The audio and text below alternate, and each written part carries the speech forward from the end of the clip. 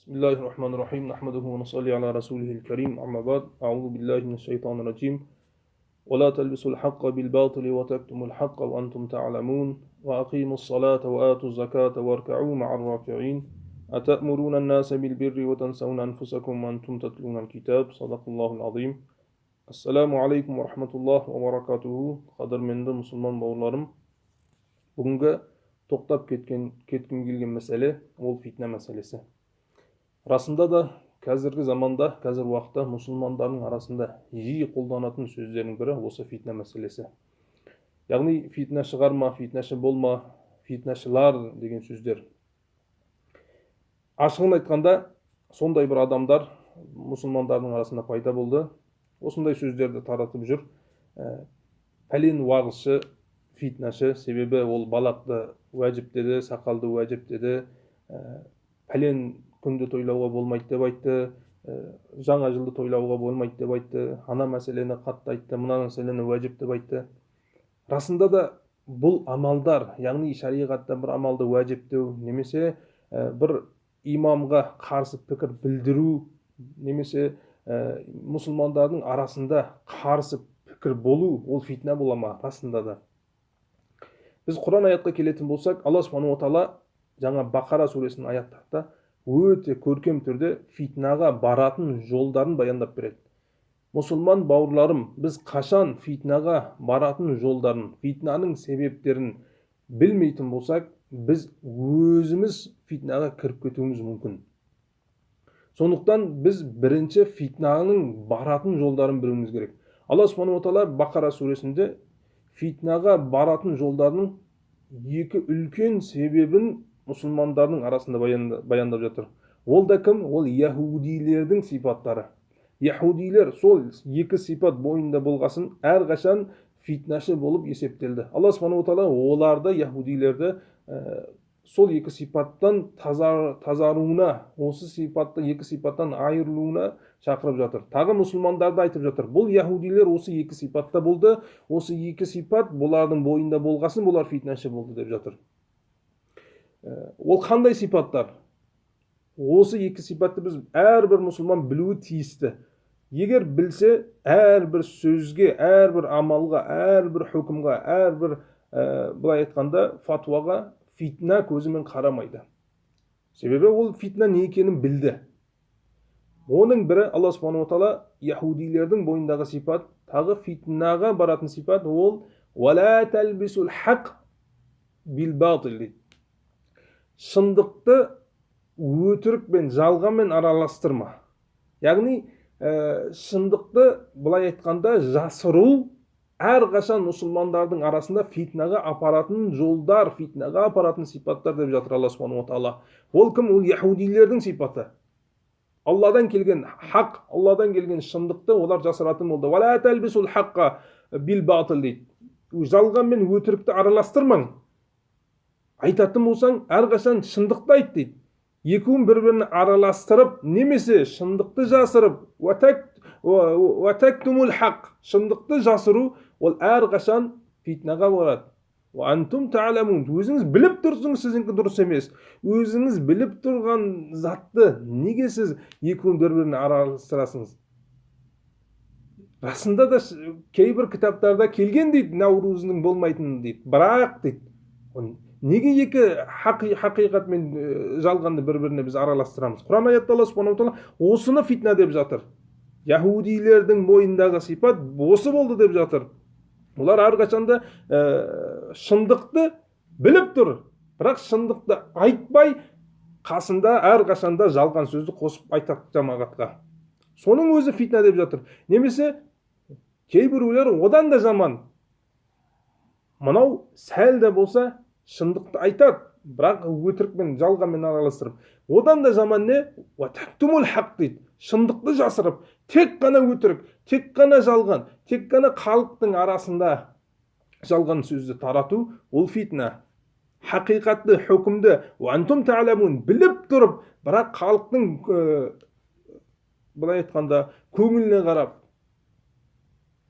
ана көкенің көңіліне қарап, ана басшының, ана бірдеменің көңіліне қарап айту, хақиқатты жасыру ең жаман фитна деп жатыр Алла субханала тағала. Бауырлар, біз фитнаға баратын, фитнаның себептерін білуімізге міндеттіміз. Алла субханала тағала жалпы шариғатта фитнаға, Құран аятта Алла субханала тағала келтіретін аяттарда фитнаға апаратын жолдары көп. Бірақ оның екі ең негізі, маңыздысы осы екеуі деп жатыр. Біріншісі шындық мен өтірікті араластыру, немесе шындықты мүлде жасырып, өзі біліп тұрып, уантум та'ламун, осы фитна. Екінші, атамурунан наса билбир уантум татлубнал китаб. Кітапты оқиды, медресені бітіреді, оқып келеді. Екінші фитнаға апаратын жол. Ол уантум татлубнал китаб, бірақ не? Кітапты айтып тұрып, кітаптағы нәрсені айтпау. Оны уатансауна анфусакум, тағы өзі де амал жасамайды. Өзі де амал жасамайды, тағы кітаптағы нәрсені жасырып, басқа нәрсені айту. Субханалла. Осы екі амал әрқашан шариғатта фитнаға апарады.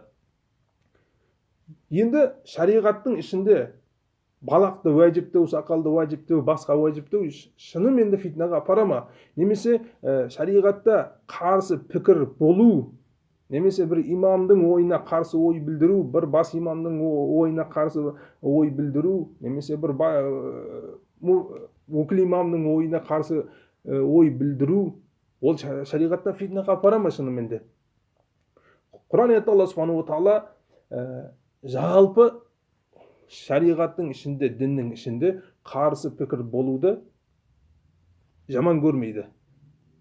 Фаин таназатум фи шайин дейді. Егер сізде бір нәрсеге келіспеушілік болса, қарсы бір-біріңізге қарсы ойыңыз болса, бола берсін дейді.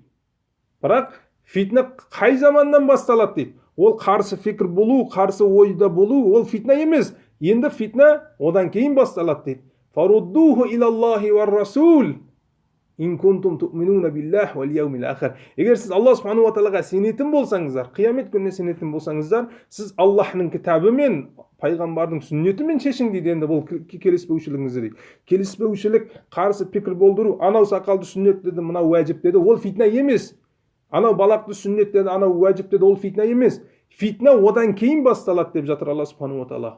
Фаин таназатум фи шайин фаруддуху илаллах ва расул. Алла субханала тағаланың кітабына, пайғамбардың сүннетіне барып солмен шешпеу фитна басталды енді.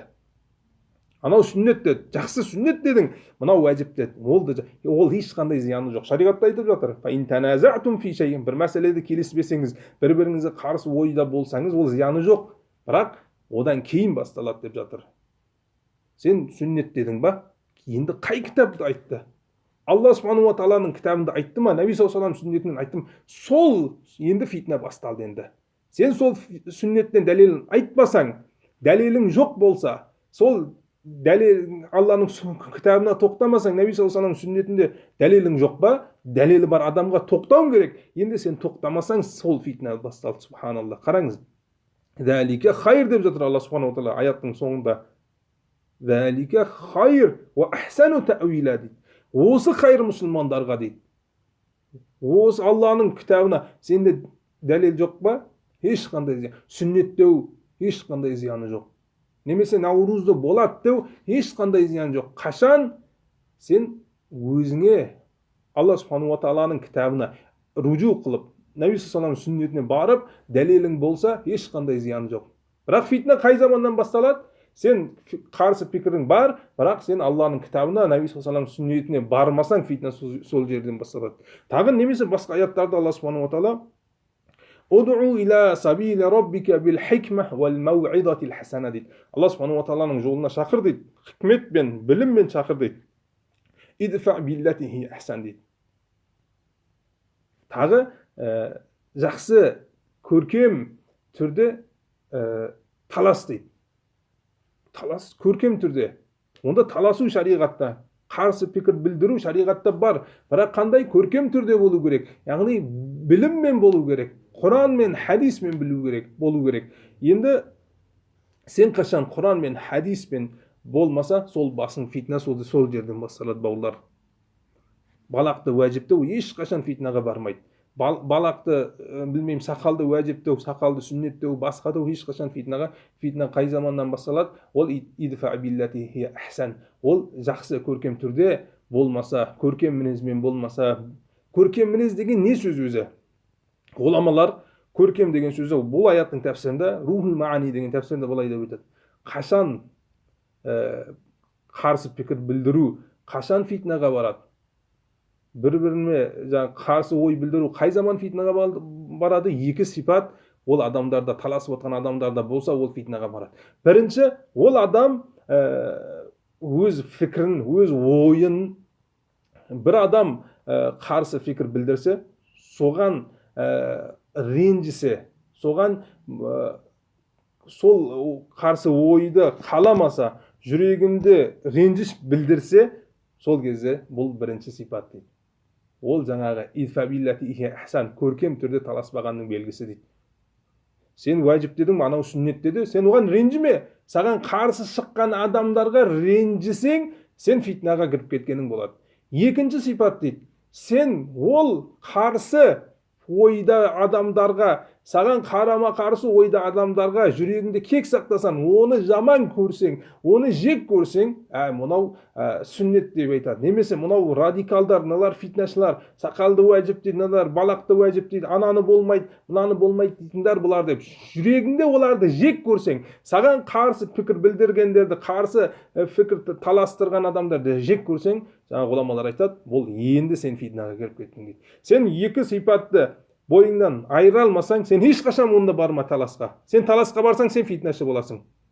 Саған қарсы шыққан адамдарға, саған қарсы болған адамдарды, сенің балағыңды, уәжібіңді, ол сүннет дейтіндерді, сен бірінші соған ренжитін болсаң, сен фитнашысың. Екінші, сен оны жек көрсең, сен фитнашысың. Шариғатта бұлай шешеді. Фитнаны кез келген амалды айтқанымен, немесе сенің ойыңа қарсы пікір білдіргеніңмен ол фитнашы болмайды, бауырлар. Немесе Құран аятта, басқа аятта «Вала туджадилу ахлал китаб илля биллати хия ахсан» дейді. Ахли китап бенда дейді. Таласуға болады дейді. Қашан дейді? Егер ахсан болса дейді. Ахсан дегенде жаңа ғұламалардың айтқан екі сипаты бар.